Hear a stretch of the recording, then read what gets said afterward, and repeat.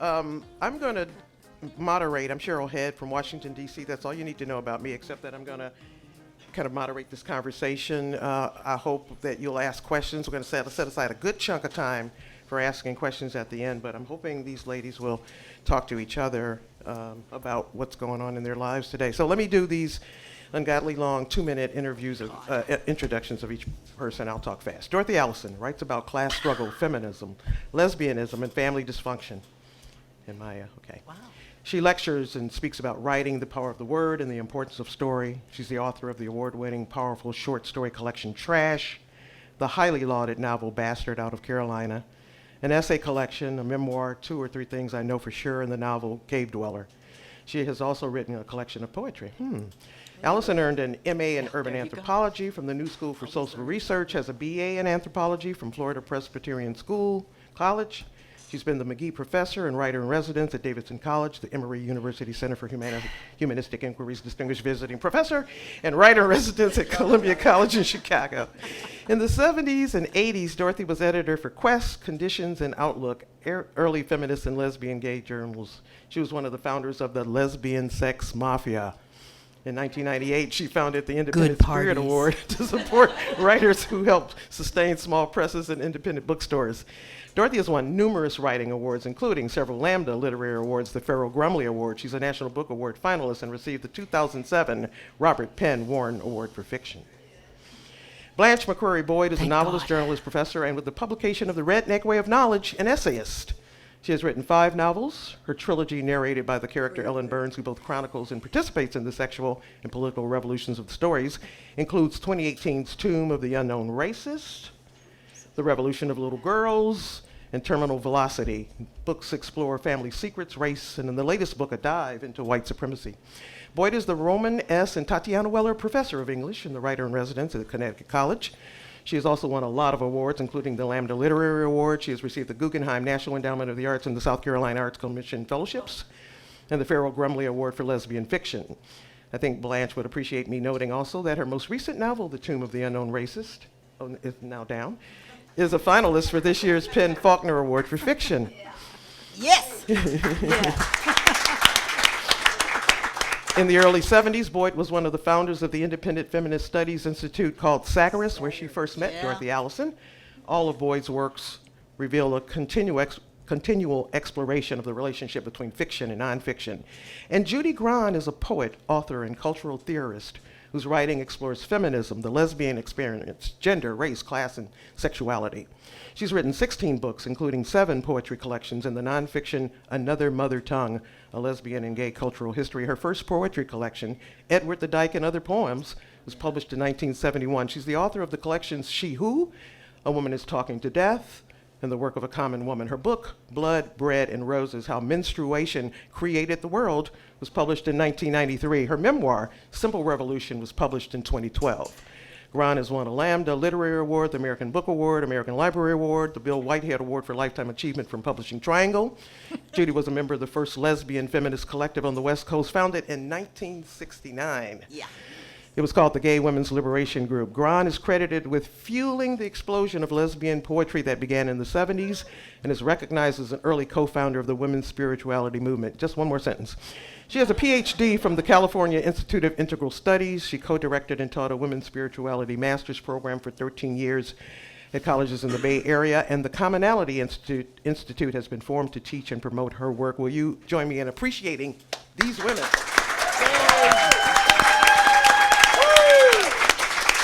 And that's all we have time for. I told you not to do that. So I'm just going to lob in this one question, and then you guys go at it. So how are you feeling about that label, radical lesbian feminist, these days in your life and in your work? A little embarrassed since I now have a mortgage and a minivan. Oh, and I'm married. I know. To a woman, but, you know. Well deserved. I was going to have it carved into a leather belt, but who the fuck has time? When you're a radical lesbian feminist, you don't have time. Of course, we got the original radical lesbian That's feminist. right. That is just so true. And we didn't call ourselves that at all. We called ourselves Gay Women's Liberation. Emphasis on liberation. And that was in '69, and set out then to, I think I was somebody who suggested we do this, that we connect all that Dyke energy, because we felt we needed to separate from everybody, that we take that Dyke energy and use it for something, and that something was this just getting going women's movement. So I think that we actually basically helped make that possible, for that to be a mass movement and spread all around the world. And we did it. Interesting. Can I talk? I'm talking too much. But, Go for it. Go. But we formed households that I interviewed some of those folks who are still alive. Not everybody is. We formed households that would enable working class people to have input, like me, to have input into this movement. So it was a combination of people who could own a house and people who could live there and foment stuff together. And we formed, these households. One of them was a health center in the nighttime.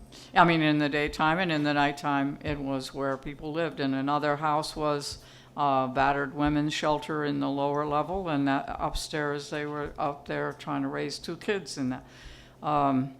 And our household rented space and formed a press, by which I mean enormous piece of woman-eating machine that caused us to cut our hair because somebody slammed their hair against the rollers and somebody else got their hand caught and so on.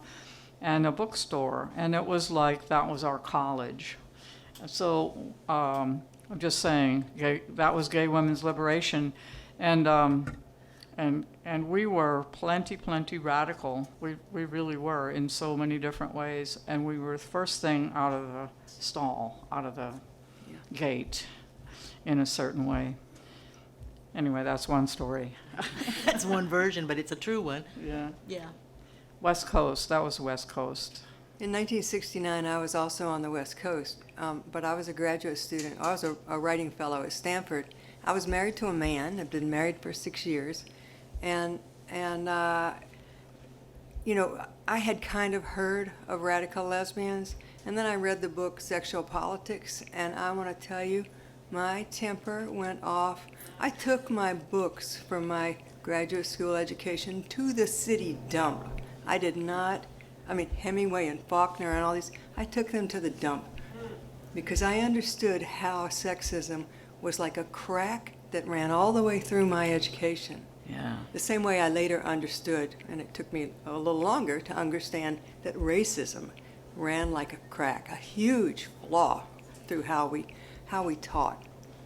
So I declared myself a radical lesbian, got on a plane, went to Boston. There was a takeover of a building at Harvard where every night the women would come out. They were serving. They would come around with a police van every night and say, Jane Doe 1, Jane Doe 2, up to 26. You're occupying this building illegally. And all the women would come out in their ski masks and go, whoo, whoo, whoo, whoo. Because if you couldn't hear it, you couldn't be served. And so I got on a plane, went to Boston, got off the plane, went to this building, pulled on a ski mask and walked in. And my whole life was completely different after that. That's a little bit of an oversimplification, but you get the idea. I believe in oversimplification. I believe in good stories. 1969. Oh, yeah. Well, I went to college on a National Merit Scholarship, and as I say, I have always depended on the kindness of the middle class. I took up with 2 middle-class girls. We formed a radical lesbian collective. One of them was a printer, one of them was a photographer, I was a writer. We published Amazing Grace, one of the worst magazines ever made, but put one of my poems in it, so I was proud. We formed a press. What do we call it? Oh, Morning Star Media. And I bought myself a sleeveless Dyke t-shirt and went to Washington, D.C. and tongue-kissed Charlotte Bunch and felt up Rita Mae Brown and threw myself into the revolution. The revolution. Without benefit of Google, it's a whole different experience. We mimeographed. Do you know what a mimeograph? Oh, I love it. Yeah. So that my fingers were always blue and I was always stoned, because do you remember that ink? Oh, yeah. Come over here and fuck me, baby. I'm ready. It was extraordinary, exhilarating, and I and most of the women I loved were ready to die at any moment. Absolutely. Yeah. And some were. Yeah. I mean, people were committing suicide. We were really driven by survival. Yeah. In the sense we needed some survival. And it was just stunning to have a movement start and people still be killing themselves because I don't know why. You know just, why. Yeah. Too much despair and not enough hope, I guess. Not enough support. I mean, it was just stunning, but it was so motivating then for a mass movement to happen, to try to stop that, to try to turn it around. That's just been the focus of my life was, okay, what are the powers ranged against us and how do we replace them with something else? And that's what I do. I try to replace ideas with something other than what we've got that's inclusive. It's just a driving force, and it's just been an amazing experience, really, to do that. Just incredible. I had no idea that my life was going to be like that.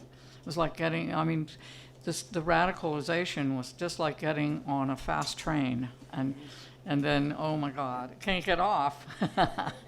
And I don't want to stay in just one car either. So radical lesbian feminist is just one of the things that I think of as one of the boxes that you can get into. But jumping around into various boxes is, to me, that's how to stay alive, really. Keep jumping. Yeah. It was also a movement of writers and poets. I can remember when we went and stood on the steps in Tallahassee, Florida. We brought a whole bunch of women. We brought all their children. And I remember standing on the steps and reading A Woman is Talking to Death. And reading it, because I've got a Baptist preacher's voice if you really push me, and I was pushed. And to read that poem and to see women begin to sob because they heard themselves loved, understood, and appreciated. This it was a on gift. the steps where and In when? Florida, in Tallahassee, Florida. Huh. And what year was that? God, if I know. I'm lucky you didn't get arrested. Well, some of us did. That's all right. They couldn't hold. There were so many of us, which is hard. I know that it's hard for you to believe this, but we could put hundreds of people in the street just using a phone tree, and we did not have, So it was interesting. It was interesting. Yeah. Yes, it was. Oh, and we brought in Rita volatile. Mae Brown and her girlfriend, who was a Las Vegas club singer with a push-up bra. And that'll pull in a couple of hundred Dykes. Well, that is really true. Over in Berkeley, the first lesbian household, they were kicked out by the landlord because too many of them had this idea that the way you do the revolution is take your shirt off, sit on your front porch, and smoke a lot of grass. Doesn't sound bad. In those days, all of that was, no, we don't do that. But then they bought their own house, thanks to some other people's contributions of money. And so that started some whole power base that was really great. I think for me, I was one of those people smoking grass and taking their shirt off. You were. I I read was. your book. Oh I my was. goodness. That was I'm me. like Them little pages and teacup pages. How kitties. did she even live through this? I was not so much political as I mean, I'm a recovered alcoholic and drug addict, and when I left my husband, I rediscovered alcohol, and I discovered drugs. Are the mics? I think it's, Did they just go on? yeah. Might use that back. Might have to stand up and shout. Yeah. Okay, so she was a troublemaker and a drug user?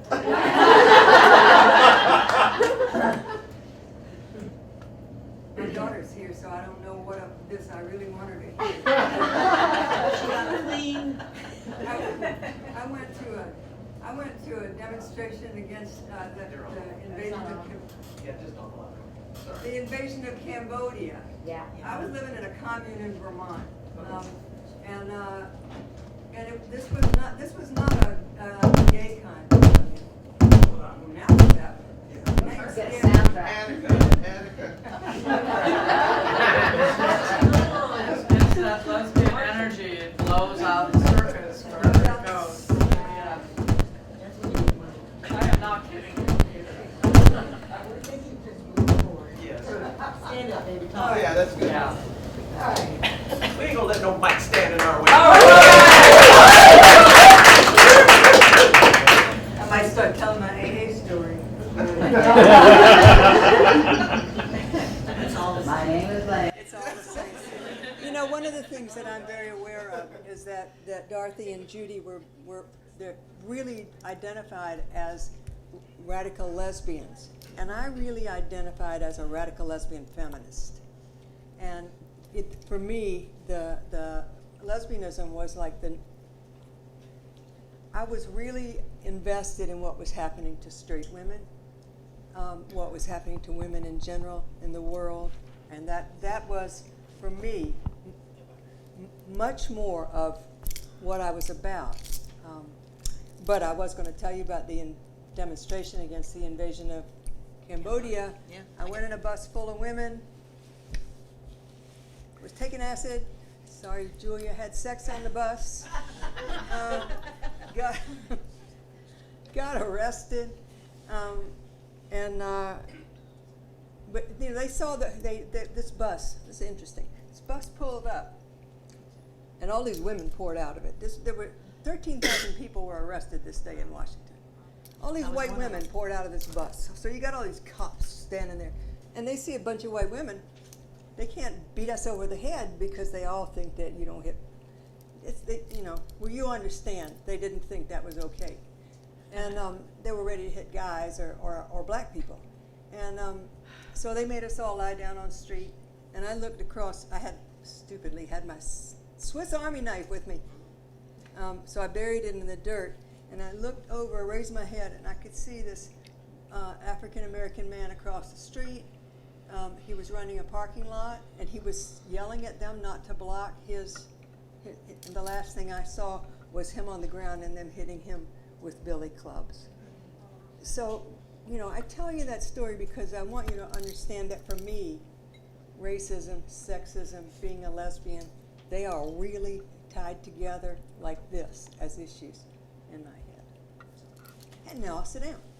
The microphones are back on. And I'll jump in. I'll jump in to say that that was true of my movement as well. I'm sure. It was all totally woven in together, and we were people who had come out of various movements. I had come out of the gay movement from having been a part of Mattachine Society in Washington, D.C.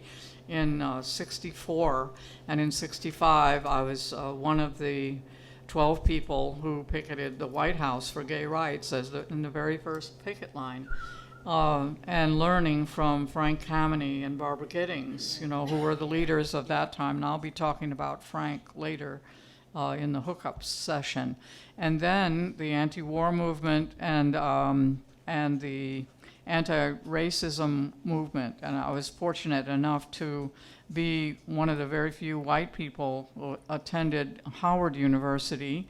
I attended it because I had no money, and they were generous enough to take me in there, and I got an education from that no one else that I know had at that time. So A Woman is Talking to Death was just trying to take on all those issues at one time. And just to say that feminism it was always a part of and anti-capitalism and anti-imperialism and whatever was hurting people. I won't say minorities because I don't think you add us all together. We're anything but a majority of the people. So that's my spiel. And we overlapped in interesting. I was at Yeah. the demonstration against Cambodia and got. You were? Yeah, and I got put in a bus and hauled out to the stadium, spent the night. But we were, young white women wearing tight T-shirts, and they let us all go the next morning. I got put in a cell by myself. I have no doubt you provoked someone.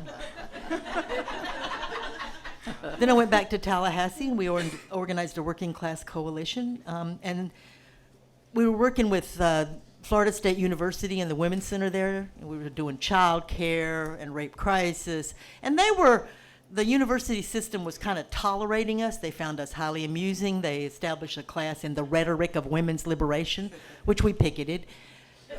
And we were doing all right until we formed a waitresses union.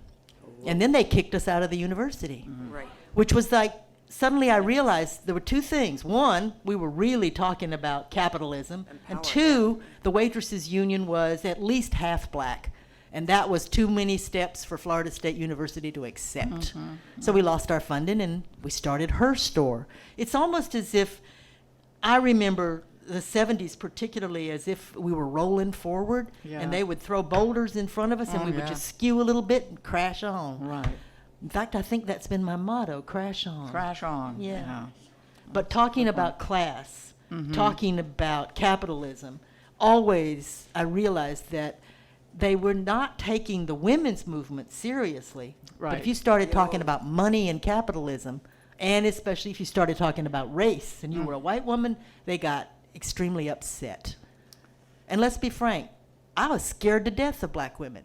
I was a working class girl from the sticks, and I was charmed and delighted and terrified. It took me a solid decade of hard work before I could actually work with black women and not be patronizing or stupid, although I can occasionally be stupid still. You know this. You've done some of the same work. I was part of a group called the Sagarist Collective. Oh, yeah. I was the visiting director of Feminist Studies, which was a joke. I knew nothing about anything theoretical, and which is still probably obvious. And I got really mad at the school because they were trying to take them. They kept trying to tell me what I should do. They tried to give me this assistant with a hairdo, and I said no. This was a woman who walked around campus with a rifle. Her name was Jane Myers, and she had walked the Arctic Circle to prove, and then shot herself through the leg to prove she wasn't afraid to die. She was alive on purpose. Wow. So I said, I'm sorry, I don't really want your girlfriend as my assistant. I want Jane. And because, I'm just a little sweet Southern person, so I would go into meetings and say, I really understand exactly how you feel, but I don't think I can control Jane.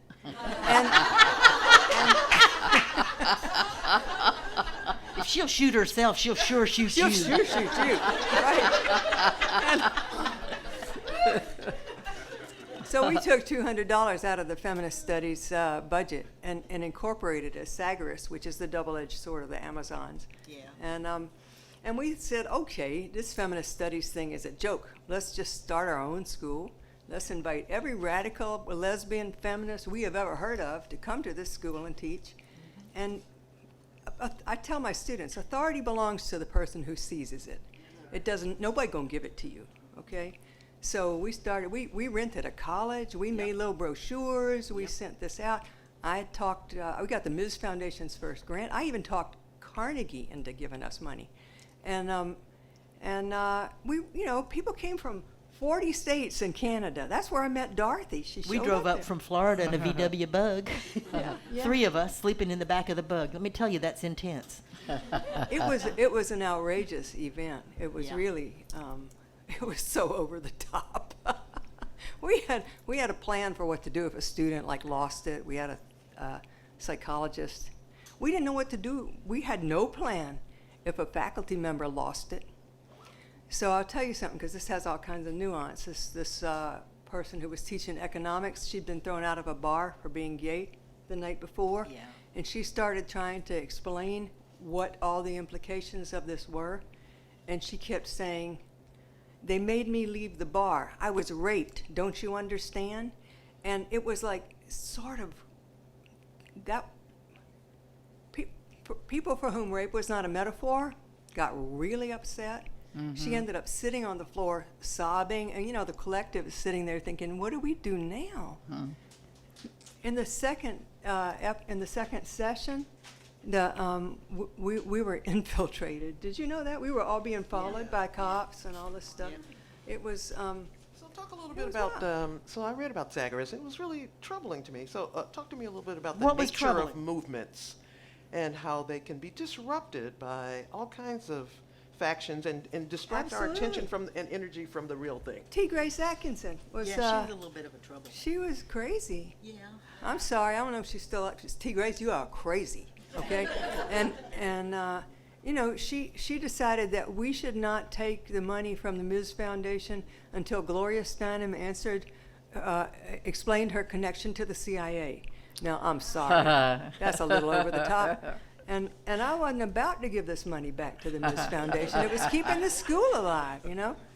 So she called us, she formed something called the No Group, and half the students went down the hill and had their own meetings, and people started sabotaging cars. So there was one black member of the Zagorist Collective, and she was probably the least in danger because everybody had at least a smidgen of politics about race and knew, no, you don't attack the black member of the Zagorist Collective.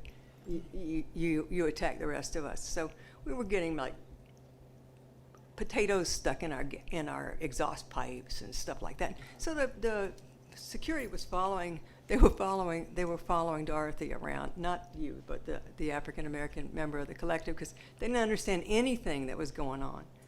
It was nauseating what happened. Yeah, but meanwhile, there was a writing workshop run by Bertha Harris, and I wrote the Yes. first short story of my life in there, and it was enormously powerful for me to be handed that. And she took me in the shower where Rita Mae Brown was running through naked, so everybody else went over That's to the the third other time Rita shower Mae where she Brown. was naked, and I stood in the other shower with Rita Mae, and she's like, "You're working class. What are you doing with these middle class women?" And I'm saying, "They're paying the rent." "All right." "You got to write a book." I got to write a book? I haven't even finished the story. She made us all assemble in a small room, and she had the audacity to force us to separate into two different groups. All the lesbians were over here. If you've ever sucked pussy, left of the room. All the heterosexuals over here. If you've given birth to a child. And then there was a bunch of people in the middle. And she says, "Just claim an identity." Who was this? I Who didn't did know this? about this meeting. And then Who did this? she This is said, Rita Mae. "Write a story in which you use language that you have never heard specifically about your body. Don't use any of the language that you have been given. You are new women." I'm sitting on the floor. I'm a new woman. How do I say pussy in some other language? And then she held a giant reading, and it was like being in the Marines. You will march up there, you will read your poem, you will step back, you will be a bonded community. I wish I had been in her class. It was great. Meanwhile, people are having nervous breakdowns, and I learned about toe fucking. It was just astonishing.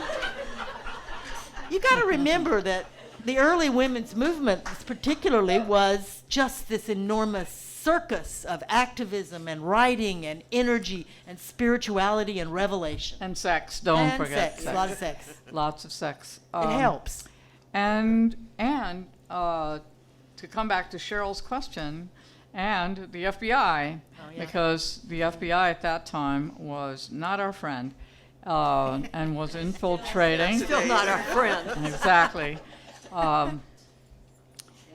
And you didn't know who it was that was infiltrating you. Was it the Socialist Workers' Party person that was trying to get you to go to their meeting and do the real revolution? You know, was it the men who came in and said, "Why don't you support the Panthers," which we had been supporting, but now we were looking for what it is that would give women power, and that's what we were looking for. And so at first we were overlooked because poetry, just a hobby. But then after we merged with Diana Press, and Diana Press people had tried to do a combination of race, class, power acquisition in Detroit. They had bought a building, huge building, I forget how many stories, 7 or 10 stories high, a huge women's club. They were renting the bottom out for businesses and so on.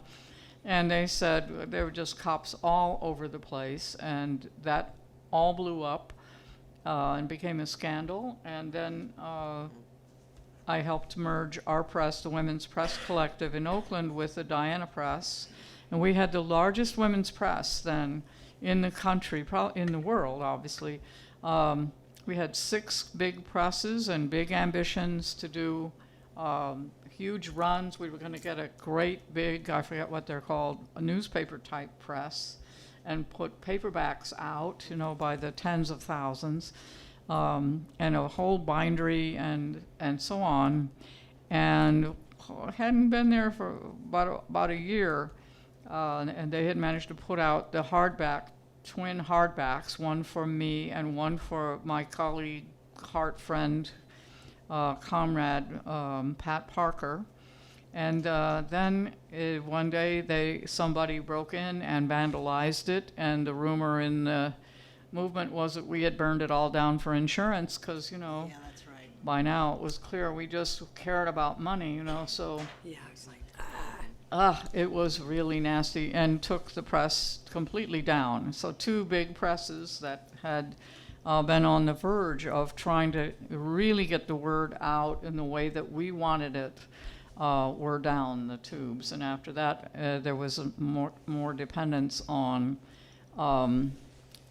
instead of, we called it constituencies, but now we were going with these other presses who were calling it market, because they knew that that we could draw people to write books. But it wasn't the same as having our own center and being able to pull more and more authors in who had really authentic things to say that were not going to be acceptable to the mainstream publishers. Not then, not now.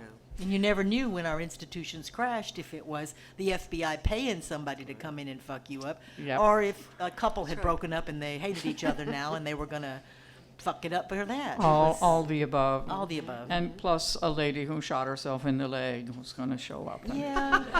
Yeah. Can I ask you guys about survival? So you're all survivors. This is a more personal question. You have survived sex abuse as a child. You survived alcoholism. You were Sex abuse as a child, alcoholism. My dad an alcoholic. My mother is schizophrenic. right. You went into the Air Force as an Kicked out out lesbian. of the Air Force for being a lesbian. So you know about the scars that come from those kinds of battles. But what about, are there any blessings that have come from those battles? Sheer fucking muscle. If you do not die, Right. you get I took karate to learn stance, to learn how to be in the world strong. I was a pitiful karate. I never really got past the yellow belt. But I learned how to be present and how to endure. But I'm not sure that I didn't learn that as a child, as a girl child in this culture. Do you know what I'm talking about? That kind of muscle where Yep. they can fuck me up, but I can stand up again. Well, yes. Or the way that I would say it to myself, if my mother couldn't kill me, how do you think you can do that? Yeah. And why do I scare you so much was one of my favorites. Because we did. We shit fucking terrified them. It was just the capacity for a woman to say no, to say, this is my life, I'll make my decisions, and to decide that she really, really wanted a community of women instead of getting married and reproducing. I couldn't reproduce anyway. The only way I was going to reproduce was to take up with younger and younger girls. You know what I'm talking about. You can inoculate people with radical feminism.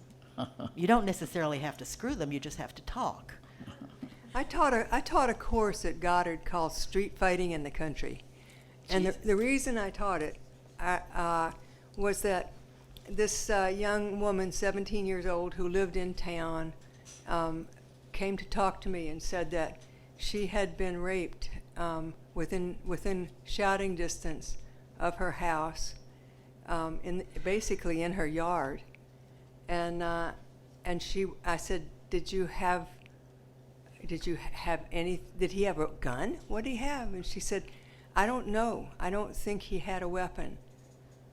And I thought, okay, I may not know how to stop violence against women, but I can teach you how to have that not happen to you. Right. And so a lot of women have never hit anything with their full force. Yeah. So we karate stance, took women out in the field, we strapped pillows around those of us who could do a karate stance, and just having women hit something as hard as they could, they would cry just from the release of having hit something with their full strength. I mean, that kind of, it's hard to, maybe it's harder to imagine now, women having so little sense of their own physical ability to resist. And power. Their Or to power. shout. We didn't even know how to talk loud. Or shout. Right. I mean, I said, why didn't you yell? She said, I was afraid. I said, well, I think I can. I mean, she followed me like a puppy for the rest of the semester because I taught her how to hit back. I taught her how to hit somebody. Yeah. You know, you hit somebody, they will choose somebody that isn't going to hit them, you know? Or at least think twice. Or think twice, yeah. I want to say something here about the Sagarist Collective and my own, for me, a lot about the women's movement has been about self-examination, trying to see in what ways I am acting out structural oppression. The Sagarist Collective, I'm going to tell you the truth now, we realized we were a bunch of white women, and so we asked this black woman to join the collective. Now, I call that the add and stir method. That will get you nowhere. That will get you nowhere in terms of understanding race. So the Sagarist Collective, because we did a lot of consciousness raising with ourselves, we began to get it. We began to get it. And so there was a group called the National Black Feminist Organization. Now, you might ask yourself, why was that necessary? Okay? Because the other was the National White Feminist Organization. That's why. And so the Sagarist Collective did a training. We asked them to train us, and then we did a public training on the relation of racism and sexism. And you know who showed up? African American and Hispanic women. 2/3 of the audience were people of color because they were the ones who understood that there was so much structural and implicit racism in the women's movement and classism too. But this was just, I got it. I got so upset by this that I actually, after this whole training was over, I just felt like I can't deal with this anymore. And I just opted out of politics. I just opted out. I felt like I couldn't make anything happen. And I kind of surrendered for a long time. I just backed off. When did you write Nerve?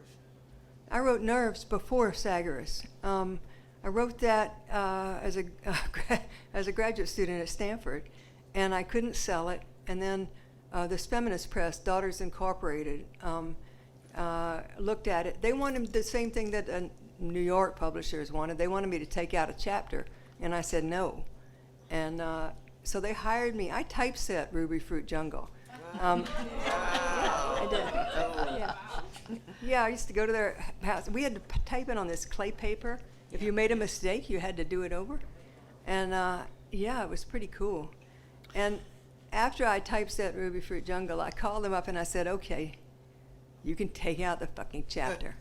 And I mean, I felt like it was a mistake. I don't know whether it was now, but and they said, well, we thought you would change your mind, so we've saved that 4th slot on the list for you. So they knew I would back off, and that's how it got published. You know. I remember reading it. What was that chapter about? It was from the point of view of a mid-30s woman, the narrator's mother. It was in her. This novel had 4 points of view. It kept alternating between these 4 women's points of view that were in the same family, which I thought was incredibly cool. But it turns out, now that's gotten fashionable again, technically, but it turns out that you know, what it really affected people was they get used to one person and then they in somebody else's mind. And so it was more alienating than successful. But it was about the protagonist's mother having a breakdown and what it felt like inside her head. to have a breakdown.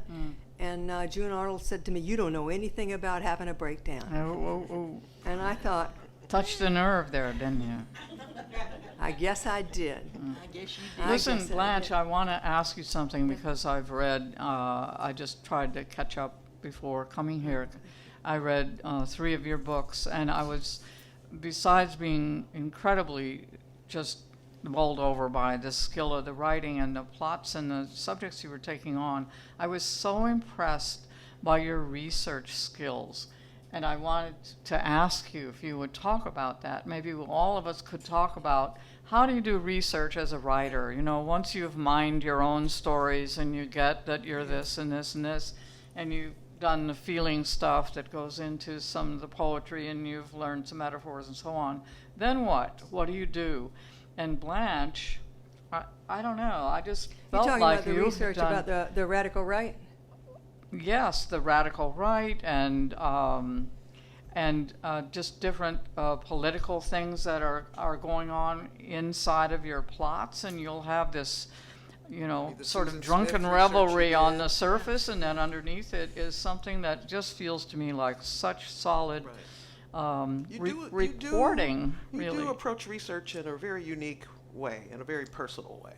When you do your essays, for instance, when you did the Susan Smith story and things like that. Yeah, with Susan Smith's story, I went out to the lake where Susan Smith drowned her children, and I got in my sister's car with Susan Smith's confession on the seat beside me, and I started rolling that car down that ramp, trying to see what it felt like to have this confession be what you had just written, and you about to roll this car into the lake and kill your children. see, now she just went and replicated that to get a feeling To get a about feeling. about I what wanted that was to, and like. by the time I did that about 6 times, I felt like I understood what happened to Susan Smith. And you took your mother to the lake Yeah. and said to Mama, "How come you didn't kill us when we were kids?"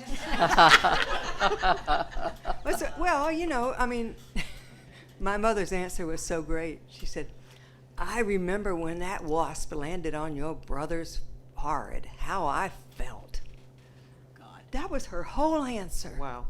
That's, I mean, listen to the reverberation, the nuance, the numinosity, and just that answer. You know, you don't need to say anything more. That's what she said.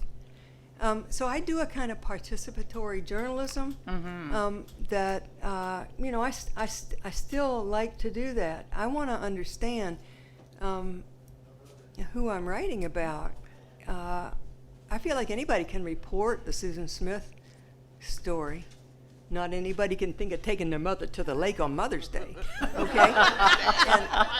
And after I left that message on the editor-in-chief's phone, I said, "I got this great idea. Why don't I take my mother to the lake for Mother's Day and ask her why she didn't drown us?" And by morning, I'm thinking, that's the most tasteless. You have gone too far this time. So I called her and I said, "I'm so started to stay sorry." She said, book the ticket."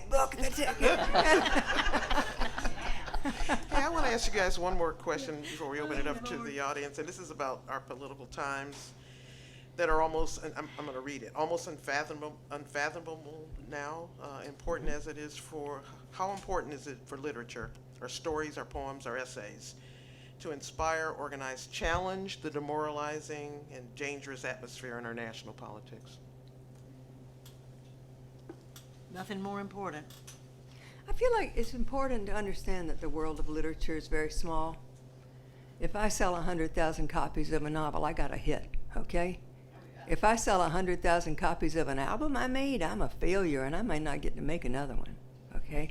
So the world of art and of radical politics is a small world, and it is a very influential one. It really does matter. It really does matter. What you do really matters, even if it's not visible nationally. It really matters, and it changes things. And people say, "I don't know when that changed." And if you know, you say, "Well, you should know who Judy Grahn is." Then you'd know when that changed. But I don't know. I don't know whether we can make things change or whether we are just twigs floating on a river. I don't know. But I do know this. You know, everything for me amounts to what is the next right thing to do? What is the next right thing to do? That's the only, I can't fix the world, but I know what the next right thing to do is from one day at a time, one day at a time. You know, it's like, I mean, imagine deciding to just start this lesbian identified world that Judy and these other women did, you know, or Dorothy, you know, basically coming up and you don't know you did this. You probably didn't do it physically, but metaphorically grabbing me by the shoulders and saying, you don't know anything about class. I actually might have done that. She probably, you know, I mean, my book, The Redneck Way of Knowledge, my mother said, why did you call us rednecks? And I said, you don't think we're aristocrats, do you? But we did live on a plantation, see? So, That was my problem. I had a little trouble with the plantation. yeah, yeah, me too. But I love that you claim the redneck status, even though I didn't think you fully deserved it. I did deserve it, I promise. Well, this is the thing. This It's is not the about thing. money. That's Read the about book. behavior. We make, you know, it's like we're building our own goddamn walls. It's just that our walls consist of the narratives of people's lives that are not generally honored or reported or rendered in truth. The glory of I'm going to be 70 in a week and a half. I'm slightly obsessed with it. I'll let it go soon and be in a spirit of acceptance about the whole damn thing.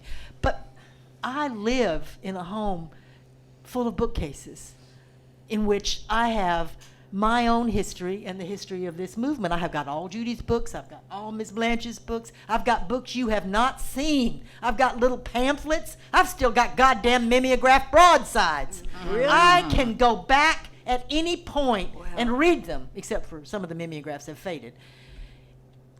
It's as if our history, they want to wash us away. They want to erase everything we've done. And we ourselves, our memory sometimes fades and it's temporary. But I can pull out the Revolution of Little Girls. I can pull out Edward the Dyke. I can pull out anthologies in which people that I knew and loved and followed told the truth about their lives and witnessed to the rest of us. I follow Ms. Grace Paley. She gave us a conference that she held up at that little college, you know, Dartmouth, where they gave her a bunch of cash. She too lived on the grace of the middle class. And she held this conference and she stood up and she said to all of us writers, and it was Cherie Moraga on my right and Tony Cade Bambara on my left, and she stood up and she said, the only sin is despair. Do not despair. Write. Even if you are feeling despair, write it down. Pass it on. Shape it. Make it something strong. Our books are our strength. Our poems are our strength. Our songs, our drag performances, the culture we have created that survives. You know this. Your job, children, is to be part of that nation, is to put your own stuff out, to make your own books, poems, songs, stories. You know this. Why do you come all the way to New Orleans? It ain't just to drink Sazerac and eat oysters. You come to be part of our nation. So Cheryl, do we have time for me to speak to this I as would well? like you to, and then we'll do questions. Okay. I was, I think, 25 years old when I wrote my first tract piece, and it was a satire called A Psychoanalysis of Edward the Dyke. It was a critique about the psychiatric world and how it pathologized gay and lesbian people. And I had a character named Edward the Dyke, and I had a character named Dr. Knox, and I was trashing him in it. It's a funny satire. It's still in print. And I couldn't get it to come in place. It wouldn't come in place, and it wouldn't come in place. And one day, I was all by myself. I ripped the manuscript in half and threw it on the floor and stomped on it and cussed it and cussed it and cussed it and said, you know, why the hell don't you tell me how to do this? And then came the answer, and it was that I needed to satirize Edward as well. That in order to facilitate change, rather than making everything us versus them, I needed to understand that we are all part of what's going on. And if you want someone else to change, you're going to need to change as well. So that was a huge lesson for me. I never forgot it. And that has been the course of my life. So while my work can seem confrontational at times, that isn't my primary thing. My primary thing is to critique, do an accurate critique of what's happening, and then replace it. Replace it with something better, and that's what I do. It's a different kind of approach. It's a philosophical approach, because I want to be not just a poet, but also a philosopher. So I do new origin stories that replace the old origin stories, and they're for everybody. They're not just for lesbians, they're not just for women, they're not just for LGBTQ. Therefore, they're to include everybody, and I do it with blood stories and research that I've done here and in South India and other places about rituals and human beings as ritual beings, and where is the point at which we can change our rituals, and we all have to participate in that. Another Mother Tongue is a new origin story about LGBT people as having long history and worldwide presence, and not being at the margins all the time, sometimes being at the center, sometimes being the sacred center, sometimes being objectified in some other ways, but always having some power place. So I always look for the power place and what is the fulcrum of transformation that can happen, and I try to aim my little arrows in that direction, at that way. Right now I'm working with the religion, and how do we change that? Because we have to change our philosophy. What's really happening, I think, is the world is on fire, and we are not making the fire engines. And that's something we all have in common, is to work on environmental stuff, is what people call that, and how to reconnect to nature. So that's one of the things that I'm doing, and how to, just what you're saying, just how to impart that we are powerful beings. Even when we're depressed, we're still powerful and we have an impact. And we need to replace the economic system and so on. So there's things to do. I can do a few of them, and I want younger people to do the rest of them. I want people to think of themselves as big thinkers and not be afraid of those words, not be afraid to say, I'm going to take on the big terms, I'm going to take on the big issues, I'm going to work it from where I'm sitting. I'm going to do a moral inventory on myself so I know where I stand, and I'm not in some self-righteous place. I'm in a humble place, but I'm going for power. Let's see how many questions we can get in. Will you please make them questions, and if there's a comment, get quickly to a question, or I'm going to shut you down. I'm just telling you. Yes. Okay, so there's a lot of talk about the early feminist or lesbian presses, and that I do a lot of research with that, and I know like some of them were more hierarchical, and then some moved away from that, and then they started to like dissolve. I know there's still some that are there, but then also the women's bookstores have largely closed, and teaching young students, I see like they think feminist is even like some sort of a dirty word. Mm-hmm. So what do you think is going on, and how can we combat that with our writing? Well, somebody just told me, was it, might have been Julie, there's more, Julie Enzer, Sinister Wisdom publisher. Yeah. The bookstores fell back because they were replaced by Barnes and Noble and these mega bookstores. Then they have collapsed around Amazon.com, but there's a return of bookstores. But that's happened to all independent bookstores, not just women's, not just gay and lesbian. So there was an upsurge and then it fell back. And the web is replacing it, and but nothing replaces actually reading a book. Nothing helps you understand other people better than reading biographies, for example. You can't get an idea from just reading blogs. You have to absorb. If you're going to be a researcher, the way that Blanche is a researcher, you have to immerse yourself in the way that Dorothy has immersed herself in a work. So I'm not pessimistic about it, but I'm a little worried if people don't write cursive anymore, and they don't read books all the way through, and there's not ways to immerse ideas. How do we get these ideas all the way across? And the visual people say, well, you make films, and that's one way to do it. So I don't know. I don't have an answer to it except try everything. Try absolutely everything. Form your own school.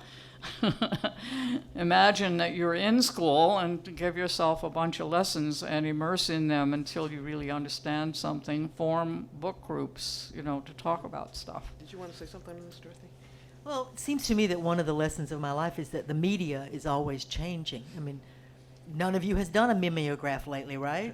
And we very rarely do broadsides anymore. I'm a little uncomfortable with everything that blogging and what's on the web, and I try to read Twitter, but I get a headache. It's just, I need substantial thinking, and I do think that it happens in longer form. I do sometimes find it on the web. I do find sites where there is the equivalent of reading a magazine. Very rarely the equivalent of reading a book, but there are some websites that actually do, where writers produce that kind of in-depth, thoughtful research, historical accounting, and personal statement. But I'm with Judy. I love books.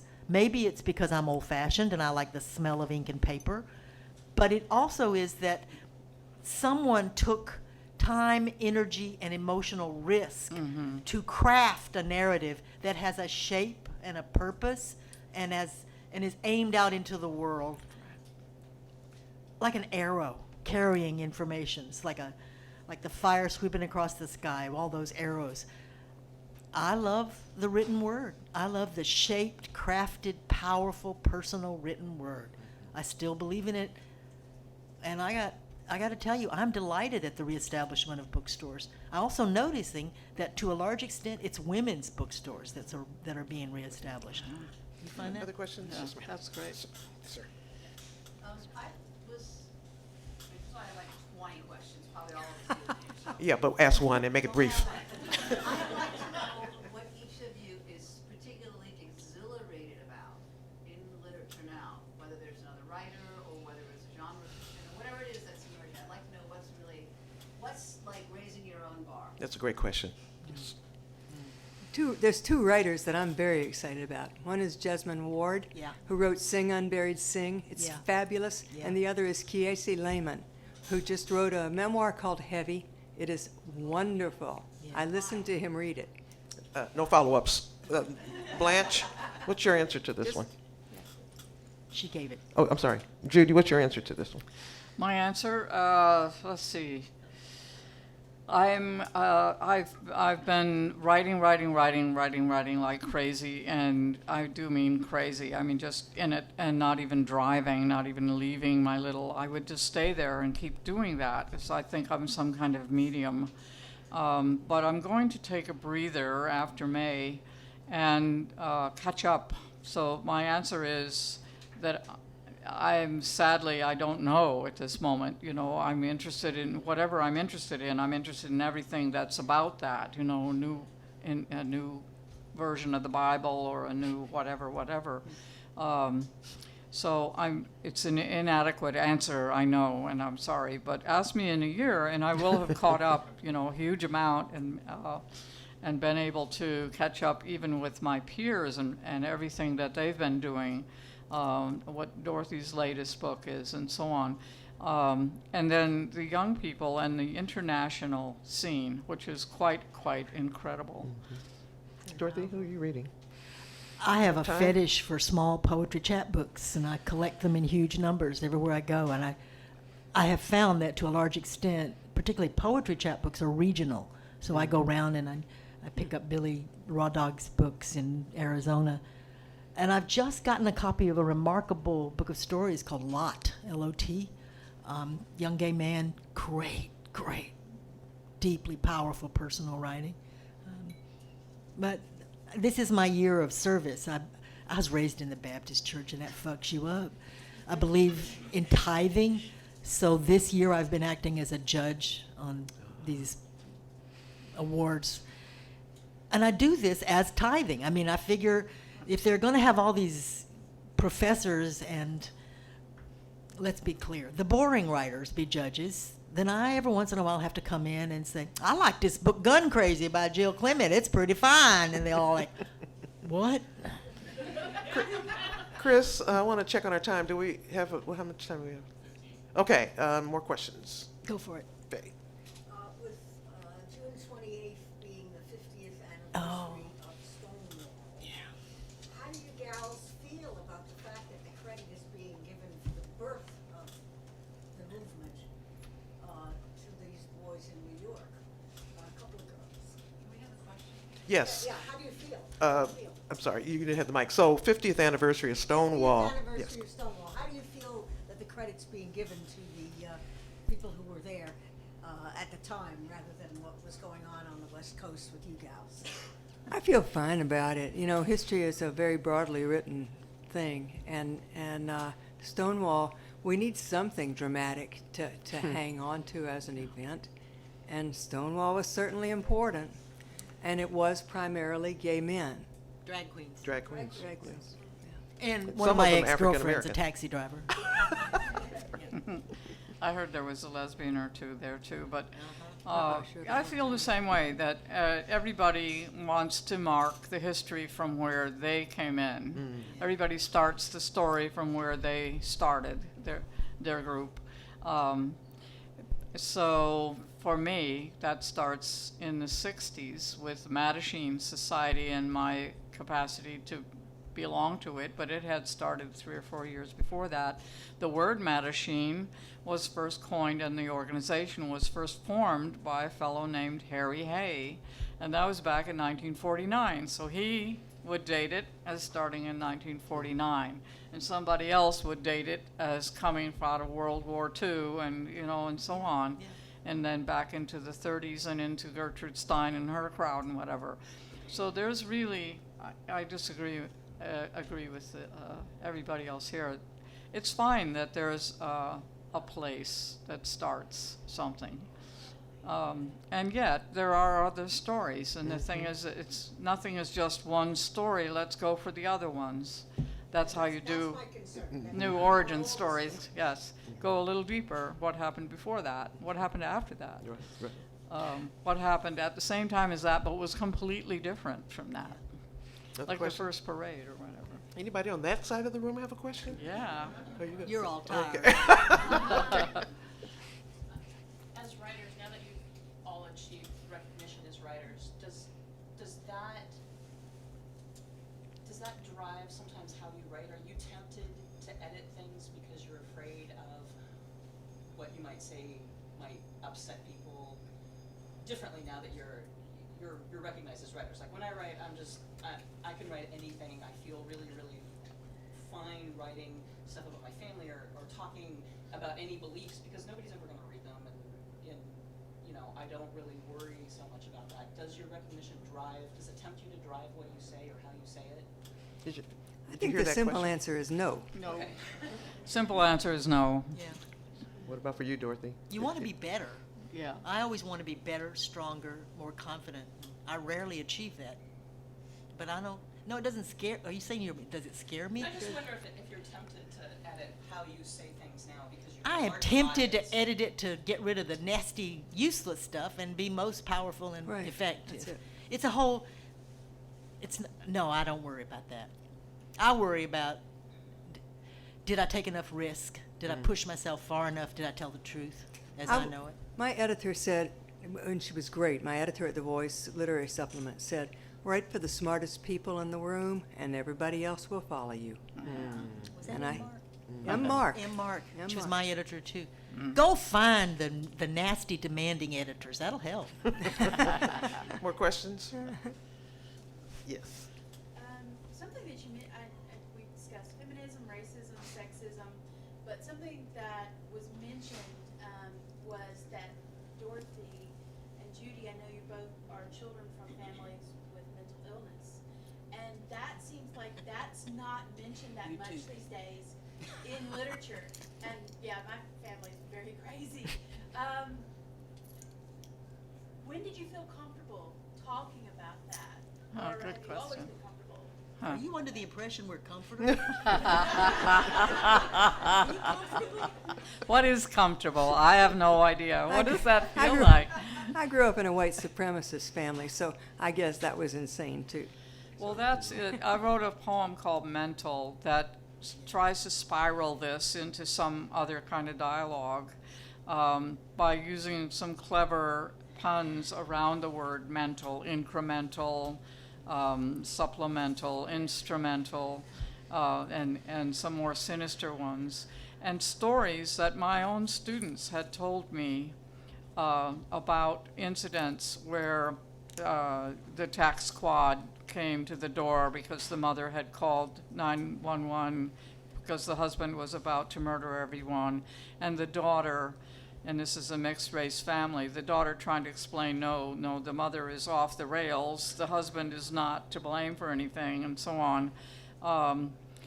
And my poem, and I hate to describe poetry like this, but I'm going to do it anyway, is using the word mental and describing the fear, the terror, the absence of consciousness as belonging to the police side in this case. So, it just takes on this whole concept of what is bugs anyway, what are bugs? And our culture wants to scrape the bugs off, because our culture is crazy. So We are in. I had to be 65 before I could get a handle on all of that and do it and get a handle on it. It took me a long, long, long time to even realize what was happening, to answer your question. Wow. Yes. Mm-hmm. And it used to be a subject that was very frightening to me. So, you have said of your novel, Blanche, Tomb of the Unknown Races, that it's about the elephant in the room in white American fiction race. You say, white writers don't seem to recognize their whiteness and its implications. Throw down with that. All right. There's, something can be really good and not matter, okay? And something can matter a lot and not be particularly good. So we have art here, and when art is really good, it's just out there turning, it's really good. So I'm going to talk about another writer here, Donna Tartt. Her novel, the last one, it's like a Goldfinch. Yes, it's just a kind of meditation about the value of European furniture restoring, and it is. And All right, yeah. And there are no people of color in it. I don't think you can write an American novel that matters, that doesn't recognize that the history of slavery is the bleeding wound in this country, and that it is just massive in terms of how it is affecting everything we do all the time, and the way that as a culture we have not faced that. So then you take a book like Ruby Fruit Jungle, which I think really mattered, okay? But I don't think it's particularly well done. So you got something that's really good, The Goldfinch, something that really mattered, Ruby Fruit Jungle. I think the point is to do something really good that matters, okay? Mm-hmm. To do both. Right. And I don't see how any white writer can write an important American novel that is only about white people and doesn't even know it's only about white people. Right. It's like, I have my best friends from Florida were up, and they're from South Carolina, and they were like, why do you keep calling us white Americans? Can't you just say we're Americans? And I said, I wish I didn't have to call us white Americans. I wish we were the melting pot we claim to be. But if you say people and people of color, you have already said something crazy, because that's like saying people and women. It's crazy. You can't say people of color without, oops, you better start saying white people. And if white people don't start to understand that we've got to talk about whiteness and what it, and I'm not talking about privilege, I'm talking about structural power and how to deal with it. If we don't do that, then these white supremacists going around giving talks like it's okay to be white, it's like, hey, of course it's okay to be white. And the issue is, what are we going to do?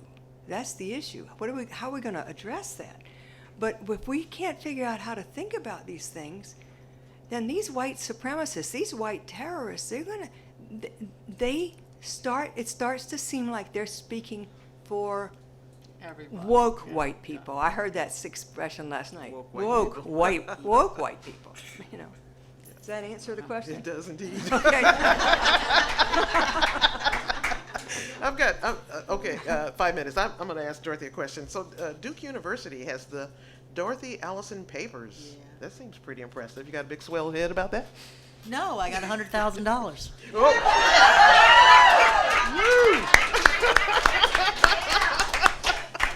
I think that one of the other things that we avoid talking about is cash, Yeah. and how we survive and how we live. And I'm like, Smith College wanted me to give my papers to them. They got this great women's program and women's Are they gonna library. give you some and, pearls? Come on, give us your papers. And I'm like, well, I have this child who isn't that bright, and I want to get him into college. I got to pay cash.